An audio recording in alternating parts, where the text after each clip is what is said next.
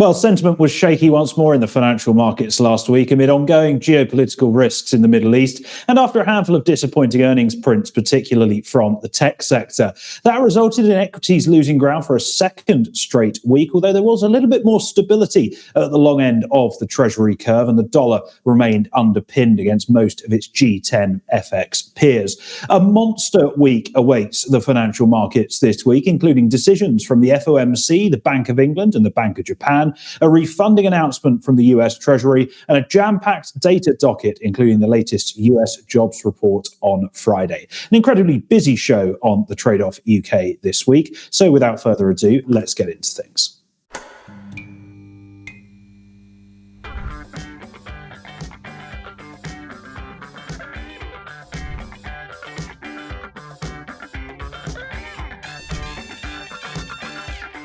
Well, I've been told about 1 million times in the run-up to this recording that I can't move today, apparently. So while I go and put on a straitjacket to ensure that that happens, why don't we bring in my co-host, as always, Ryan Littlestone from Forex Flow Live and Forex Analytics. Ryan, a very good afternoon to you, mate. How are you doing? Yeah, afternoon, mate.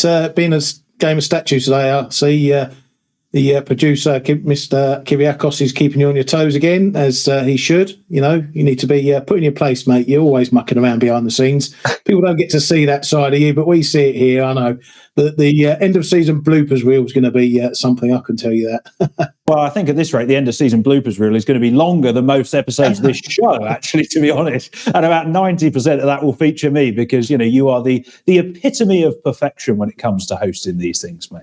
Oh, well, thank you very much, mate. I think that's the nicest thing you've ever said about me. Oh, it's all right. I'm just hoping you buy me a drink on Wednesday at lunchtime.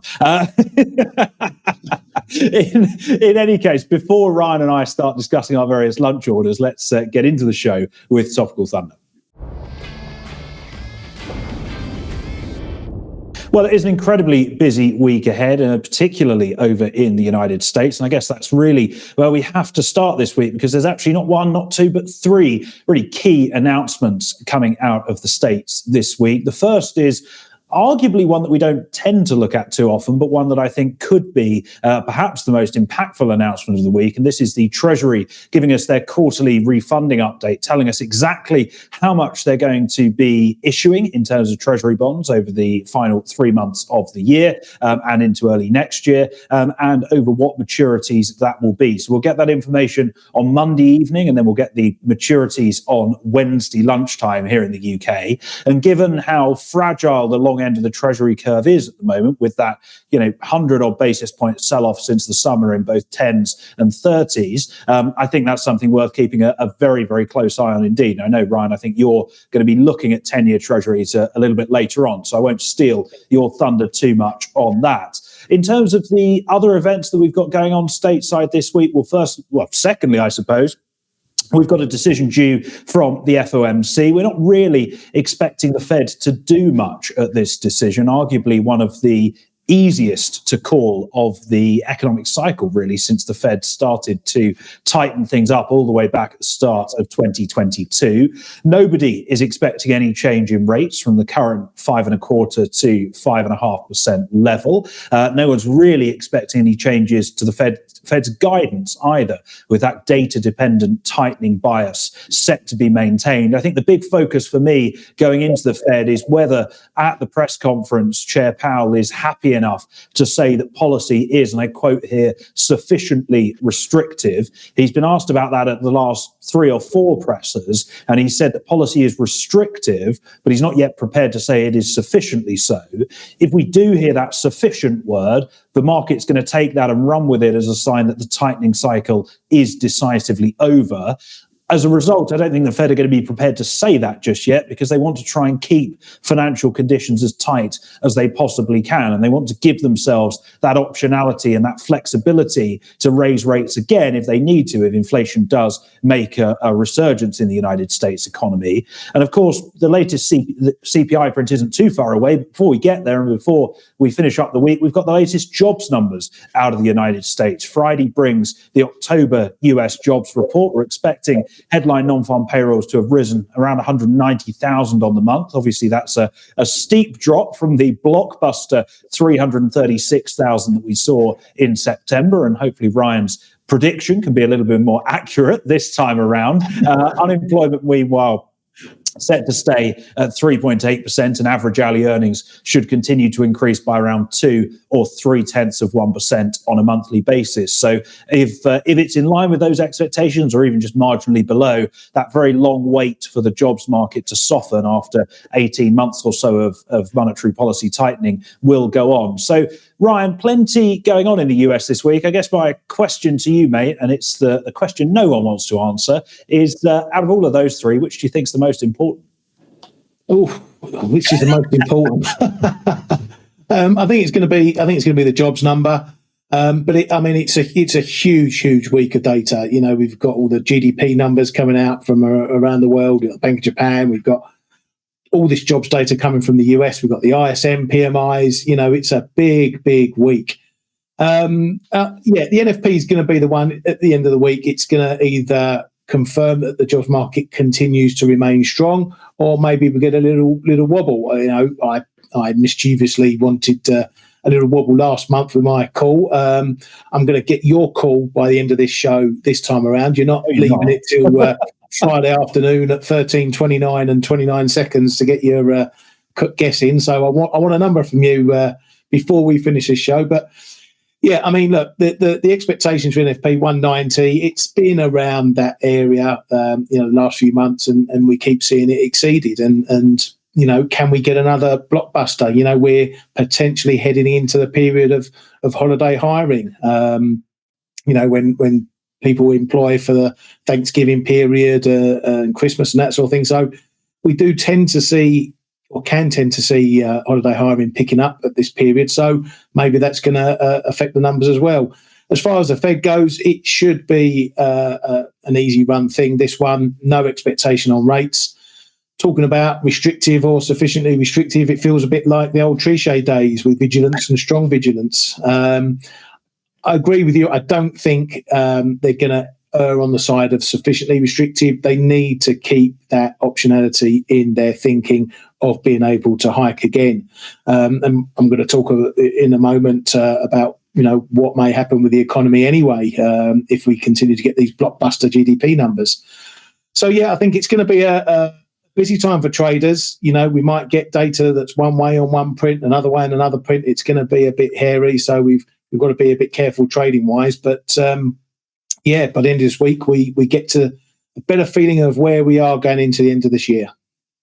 Absolutely, yeah. I think a few have said that this week could actually be quite pivotal in determining how markets trade into year end, and I don't think that's hyperbole. Actually, I think that is the case. I think this week is really going to set the tone for the last.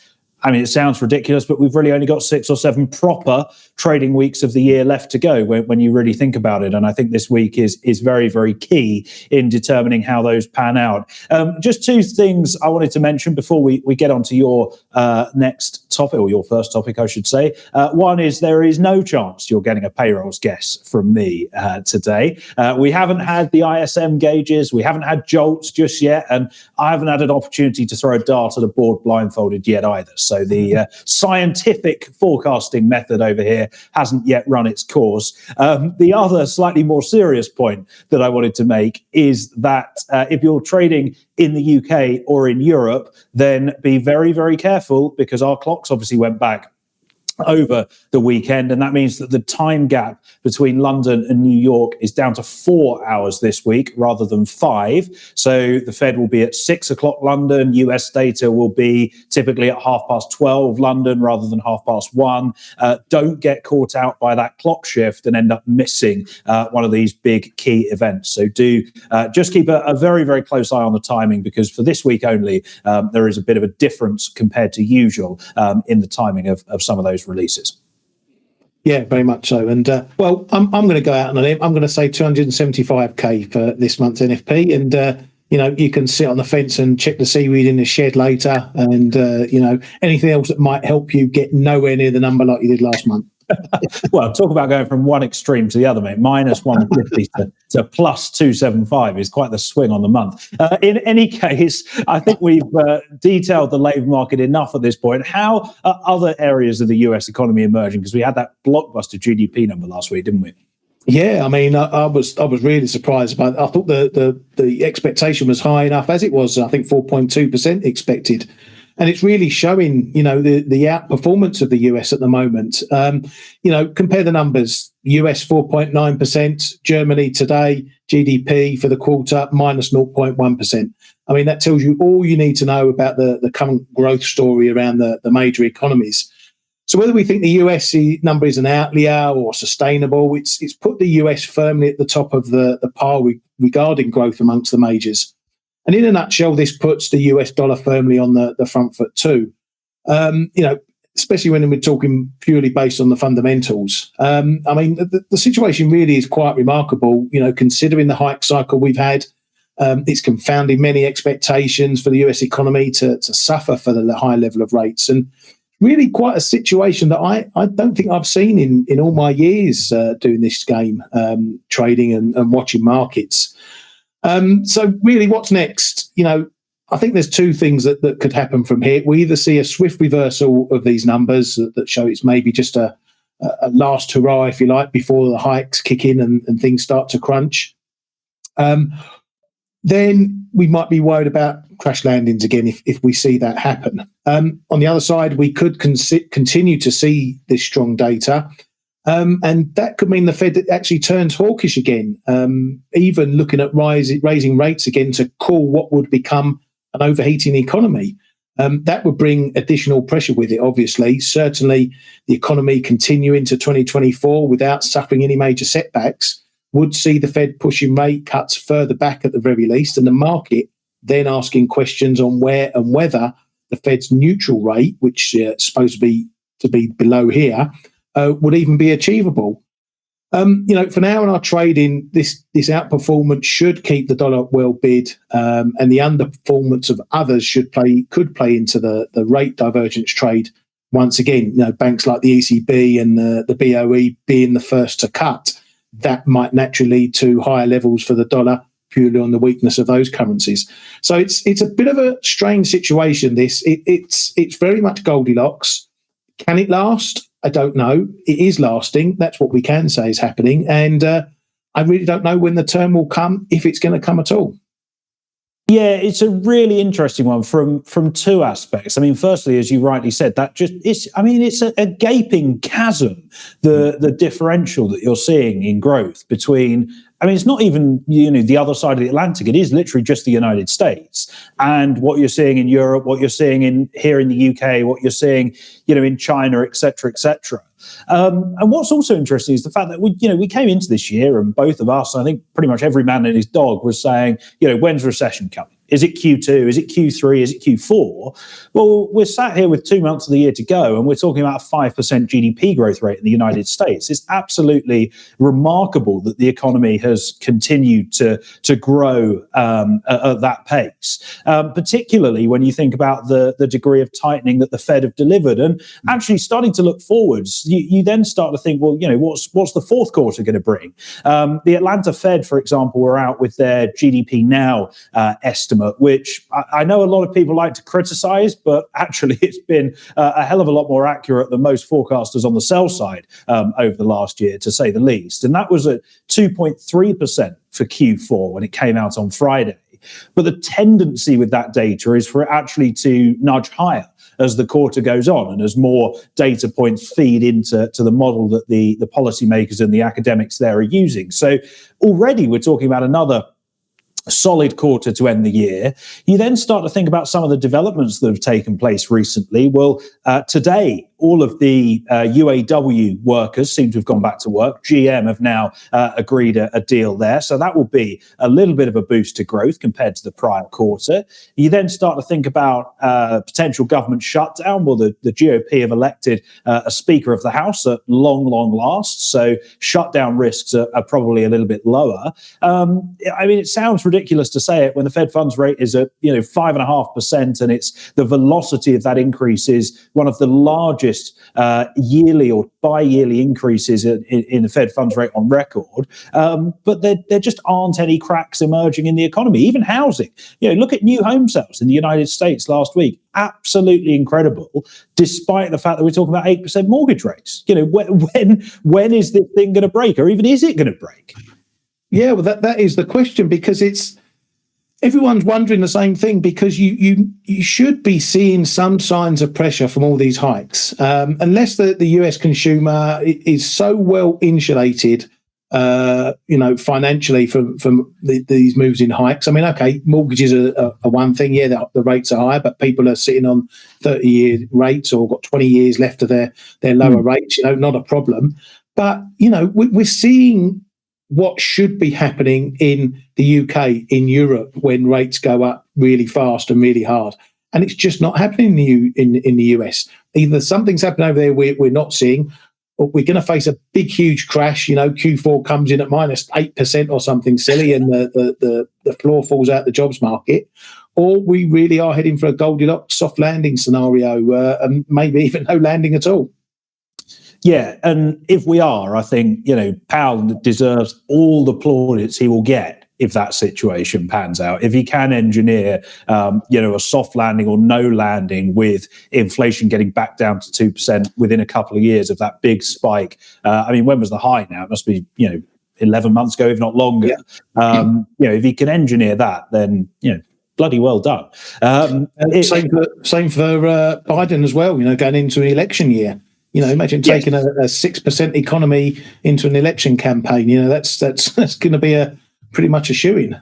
Yes, that would be a real fillip for his chances, that's for sure. In any case, elections are certainly something that's going to be on the horizon in, probably about a year's time exactly. Presidential election is, I want to say, the 4th of November next year, maybe the 5th of November. If you believe the reports in the papers over the weekend, we may have a UK election on Halloween next year. So I'll let you write your own headlines about that one. In any case, here and now in the UK, this week brings a policy decision from those brilliant, joyous, lovely people down the road at the Bank of England. I think this is a little bit similar to the Fed decision, actually, Ryan. I'm keen to get your views on this, of course. But it's probably one of the easiest and most predictable decisions that the BOE have made in a couple of years, which obviously makes a very nice change from the coin flip decision that we had in September, where we had a 5-4 vote to keep bank rate unchanged at 5.25%. I think the BOE are almost certain to keep that pause going for a second straight meeting this time around, when they announced policy on Thursday lunchtime. Money markets price, incidentally, just a 5% chance of the BOE raising rates this time around. And I think actually when you think about the intervening period between the September decision and what we're going to get on Thursday, there really hasn't been a lot of data since then. We've had one inflation report. We've had the latest round of PMI surveys, which obviously showed the composite gauge below 50 for the third straight month. And we've also had some jobs data as well, although the question marks over the reliability of that jobs data are significant. I mean, even the ONS themselves are saying that it's an experimental survey, and we perhaps shouldn't rely too much on that. So I think we're probably in a situation where if you're a BOE policymaker and you voted to keep rates unchanged in September, you'll probably do the same this time around. And if you voted for a hike in September, you'll probably do the same this time around as well, with the only caveat being that previously Deputy Governor John Cunliffe voted for a hike. He's now left the MPC. Sarah Breeden has replaced him. It seems unlikely that she will dissent in her first meeting on the committee. So you're therefore looking at 6-3 in favour of unchanged becoming the base case. And really, I think there's no real prospect for a surprise from the BOE for the first time in a while. The guidance will probably remain that they need to keep rates sufficiently restrictive for sufficiently long. They're prepared to hike again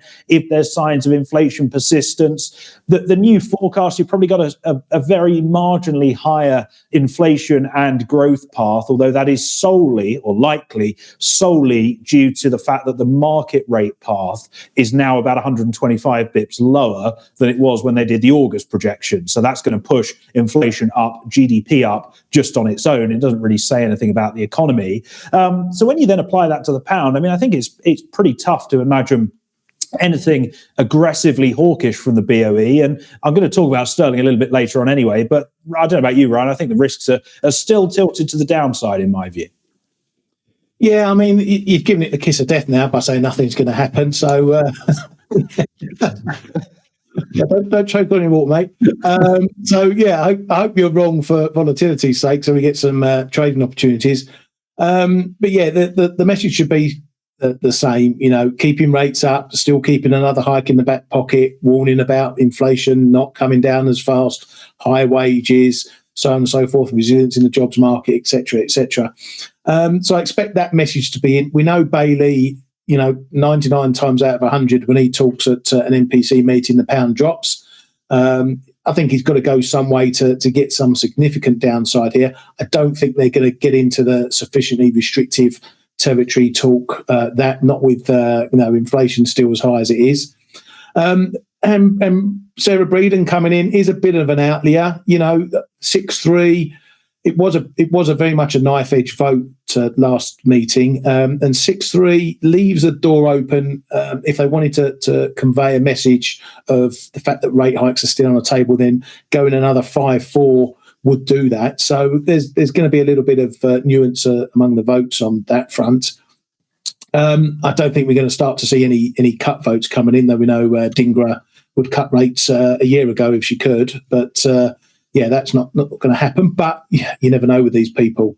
So by and large, I think it passes under the bridge. We get the forecasts, we moan at Bailey, and then we move on. But let's perhaps hope that we do get something out of it that gives us something to trade. Well, absolutely. I'd actually momentarily forgotten we were going to hear the dulcet tones of Mr. Bailey on Thursday lunchtime, and thank you for ruining my Monday afternoon with that one, mate. Right, well, we now cross over to Professor Littlestone for a trading lesson. Yeah, well, as we've heard, this week is extraordinarily busy. There's heaps of data, central banks, updated forecasts, and the usual queue of speakers ready to give us their all. Now, that can make things rather messy for us traders. So I wanted to offer some advice for navigating these types of weeks. If you're a short-term intraday, trader or scalper, then you may have plenty of opportunities trading between each data point or event based on your levels at the time. However, if you are a more fundamentally based trader, you need to be careful with your trades around things like the data points. One good print may get offset later on by a bad print. So you can't really call, get a good print, oh, the Fed's going to hike, get a bad print, oh, they're not going to hike. It just makes things rather messy to trade in between. So what I tend to do in these situations is have two simple running questions, going through my head throughout the week. The first is, has this data, event or speech changed the overall picture? Be that for the economy or a central bank or whatever it is you're looking at. And the second question is on the prices, have prices moved out of their recent or sort of wider ranges? And these questions keep me from getting too sucked into the day-to-day narratives during such a busy week. I like to know the lay of the land going into a week like this, and I like to review where we are at the end, because that then guides my trading moving forward and confirms whether my fundamental views or trading biases have changed or remain valid. So if you're not sure how to trade this week, then the best thing to do is look at your charts, identify the wider ranges on your preferred assets, and look to trade those. One example, we've got euro dollar in a 105, 107 range. If that can't break over whatever is thrown at us this week, where the low risk trading levels are, rather than getting chopped up in the middle. And remember, our sole objective with trading is not to lose money. And that's the number one objective I'm looking at this week. Oh, you're done. Sorry, I thought there was more coming there, mate. No. Well, you still had time left on the clock. It's unlike you to ever finish early. But Well, you moan at me every week that I write too much and say too much. So there you go. I'm short, sharp, and sweet. Get to the point.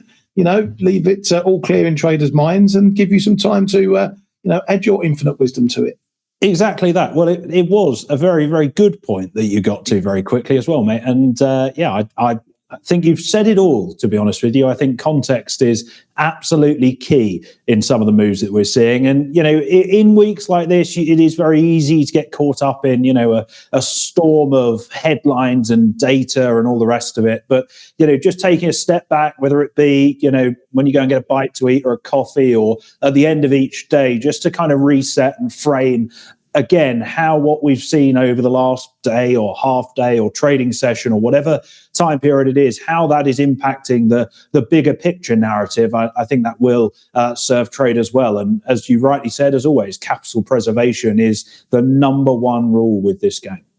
Yeah, and as I say, take those two questions and ask yourself that after each day, when you come in fresh the next day, what has changed from yesterday? Because it's easier to look at things in the day after, because there is a lot of noise in busy weeks like this. A lot of data moves, a lot of price moves, just like we've seen today, just before the show. Nikkei dropping a piece about the Bank of Japan might be widening YCC, 50 pip drop in dollar yen. These things come out of left field. And they can impact your trading. And there's also nothing wrong with sitting out. If you're not sure what to do in the middle of all this, then either, as I say, park yourself at the edges of the wider ranges or stay out, assess the picture afterwards, and then if something's changed, you know how to trade it going forward. Absolutely that. Very well said, mate. Right, let's get on to some charts.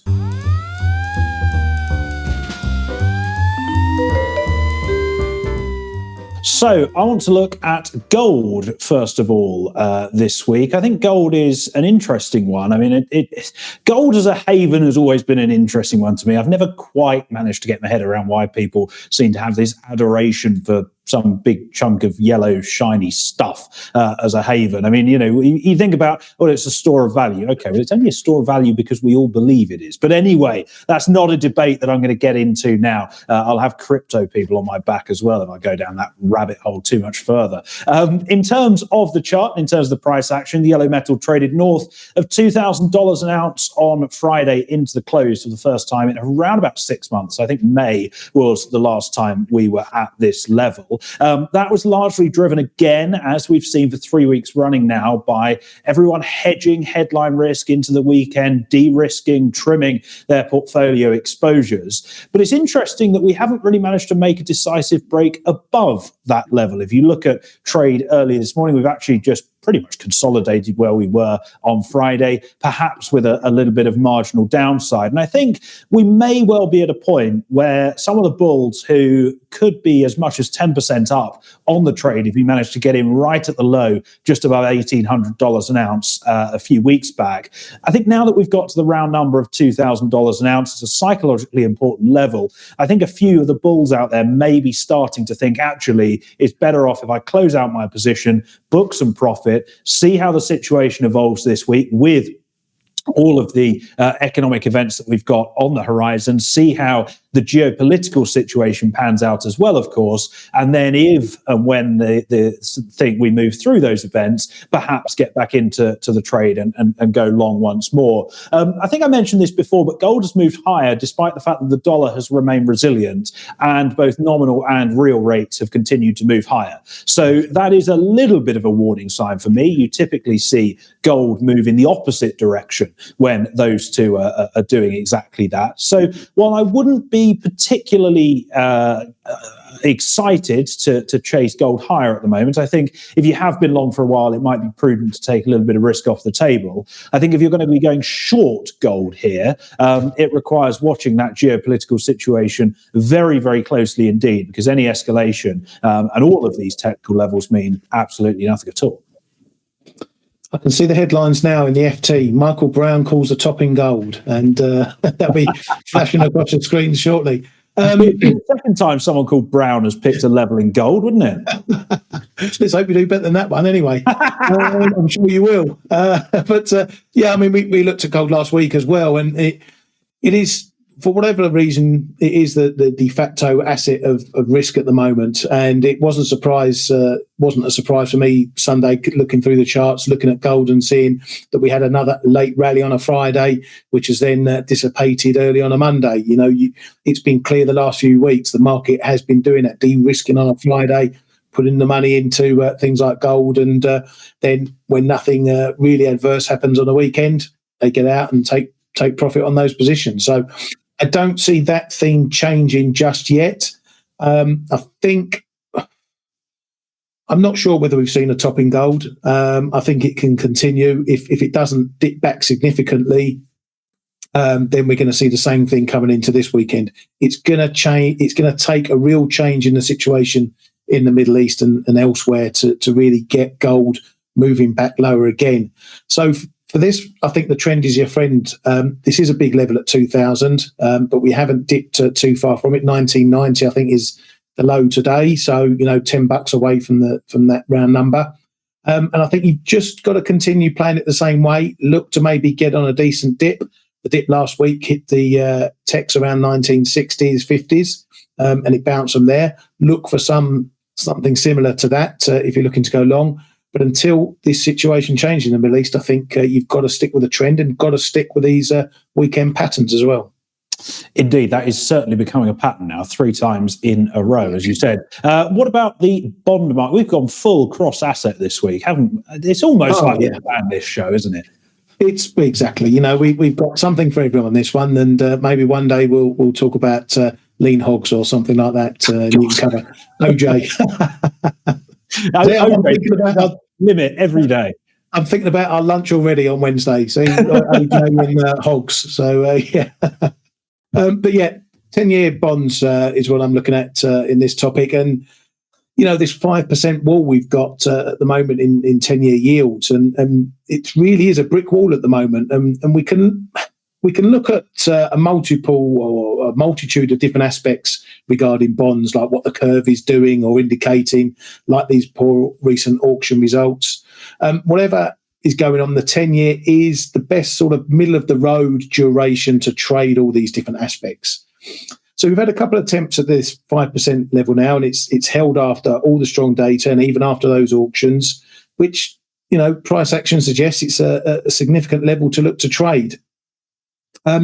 Now I've put this chart up. It's overlaid the actual price of notes in terms of yield, so it gives you an indication what 5% means in the actual price. That price is inverted, so when I say buy, it's going to be buying up the top at that 105 area, which will actually be the lows. So it equates 105.10 roughly equates to the 5% area.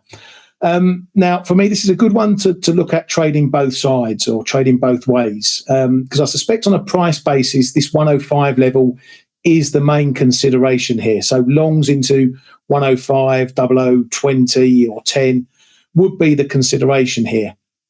However, if we do have a break, that may see the next leg up in yield. So a break of that 105 area, so below 105, that might be an opportunity for a short to get some money on a break of that level. That was a yield going through 5%. Now, the real risk for playing on the long side in bonds here is if this US economic strength continues into 2024, and that forces the Fed to turn to hikes to cool things down again. But conversely, that may also pile pressure on the US debt burdens.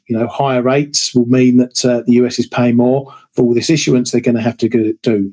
And that will be, yet again, a tailwind for higher yields and thus a lower price. So there's a bit on both sides here as to whether or what moves yields higher.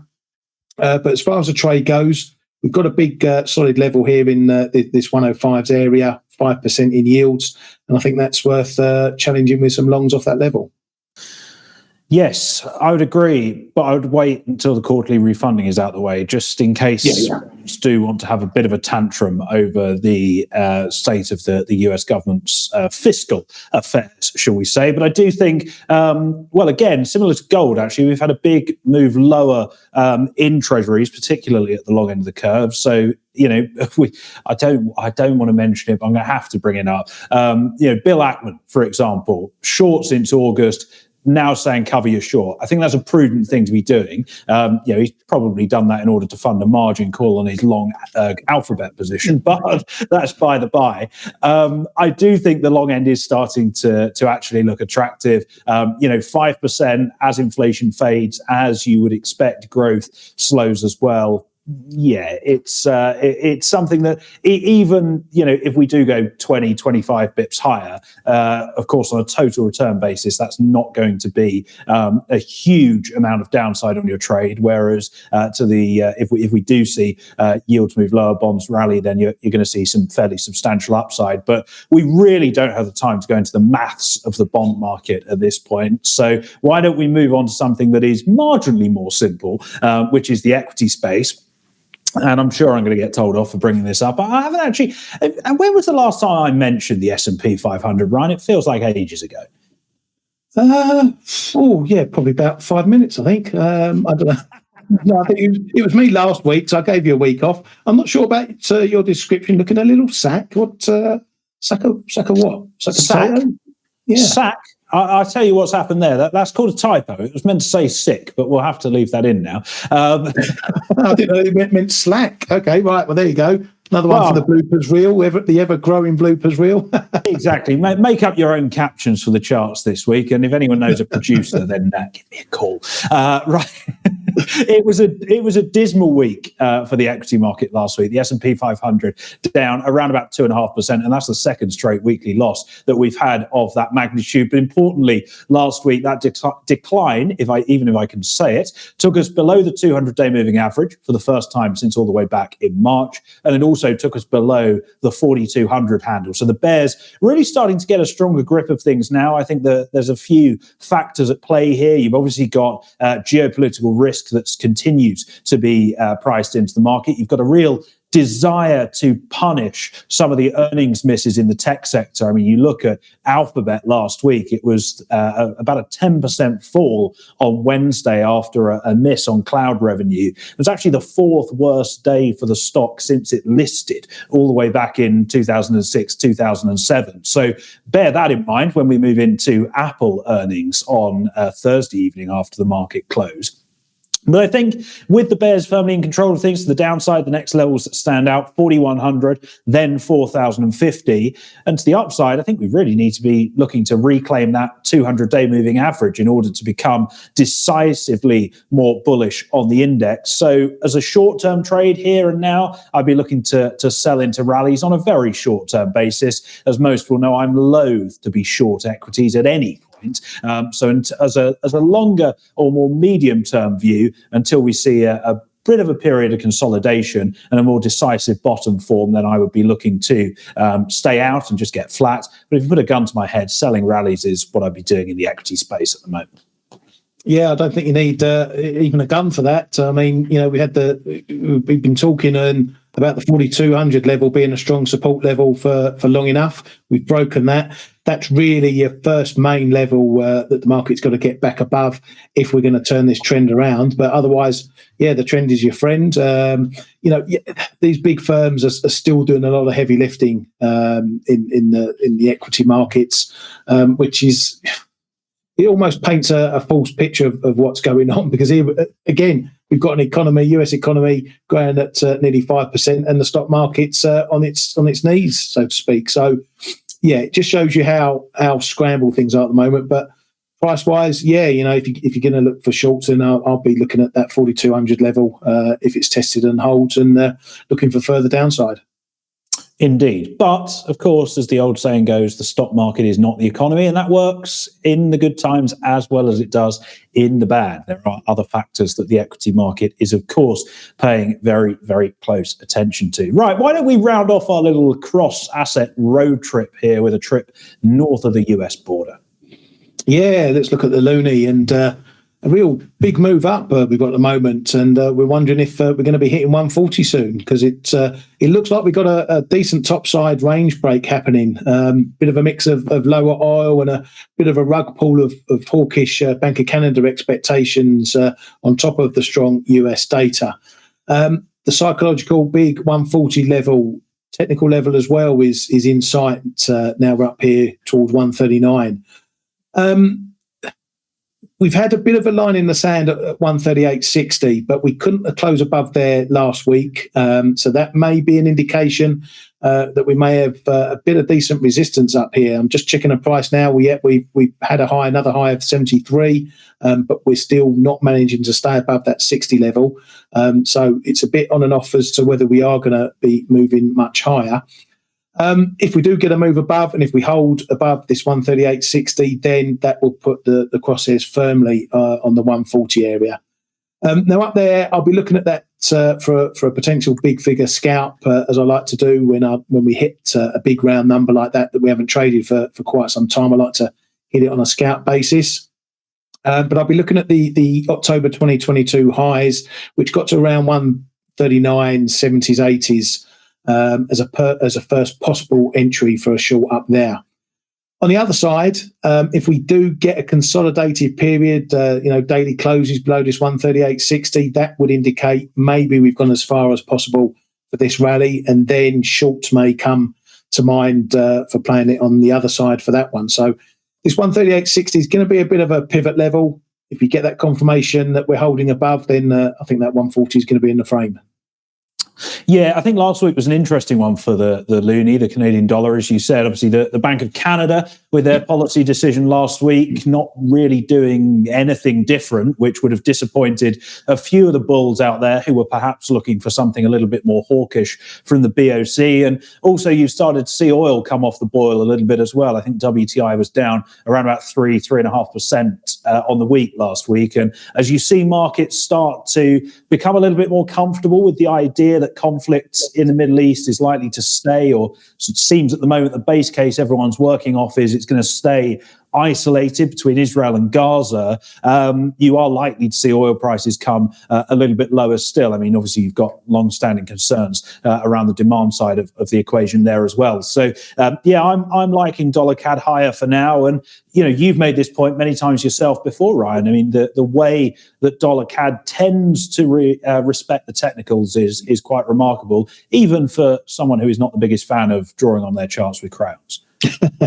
Yeah, well, you can see on the chart there we've respected that wedge quite significantly at times, and the levels in between. Now, this was a pair I wanted to short going into the BOC until we got that turn in inflation. But this move higher, it does play nicely with the techs. It's playing nicely at the moment with this 38.60 level, as you can see there. And it's one to keep an eye on if we get up close to that 140 area. Absolutely. Right, let's get on to our plays of the day.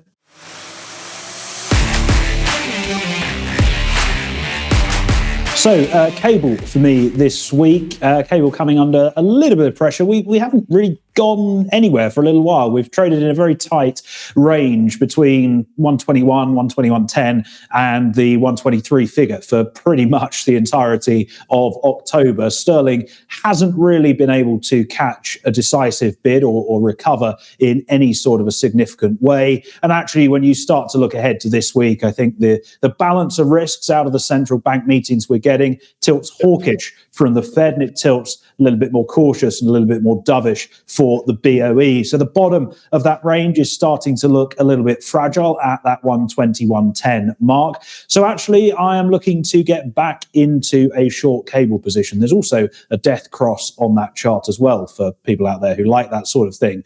So if we get a closing break below 121.10, then I would be entering that position once more. Initially looking for the 120 handle, but I think we could get below that and down to the February-March lows at 118, perhaps even before the year is out. Ryan, let's go down under.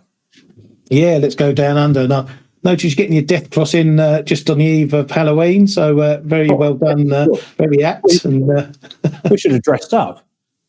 You know what? I did think of playing a prank on you and having some sort of exploding blood patches and just picking it during the middle of this, but no, I thought that too late. But maybe next year I'll pencil it in, and I'll have an alien burst out my chest or something. But in the meantime, I'm looking at Aussie Kiwi, and I was informed earlier on after speaking with Blake for the first time since coming back from my little break off that he spoke about this on the trade-off last week. I think we've got similar ideas, even though I didn't catch that show just yet.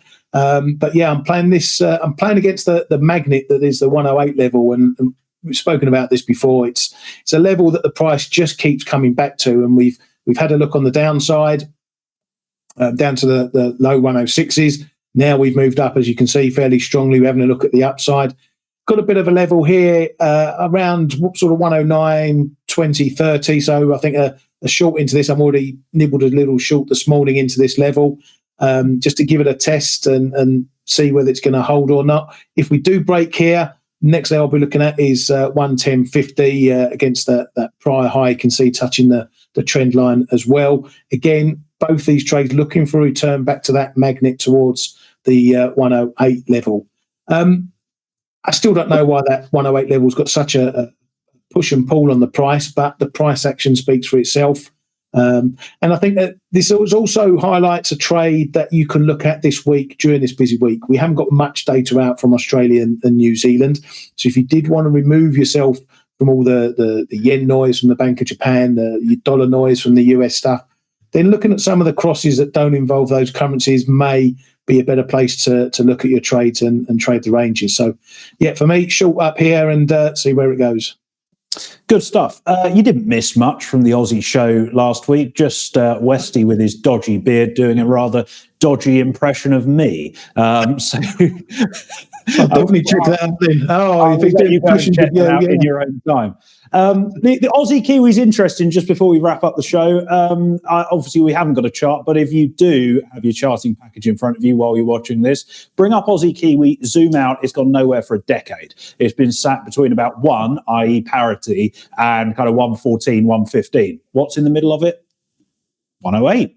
There's your reason for it being a magnet, in my very, very humble opinion. Right, that does bring us to the end of another show. Thank you very much, as always, to Ryan Littlestone from Forex Flow Live and Forex Analytics for joining me and helping us to try and make sense of everything that's going to be going on this week. Thank you also to our producer, Kyriakos, for bringing this together as well as he always does. If you've enjoyed the video, thank you for sticking with us. Drop a like on the video, leave a comment as well. Let us know how you're trading the markets. And all three of us we'll be back again this time next week to digest what we expect to be a very, very volatile 5 days in the financial markets. Thanks for watching and goodbye for now.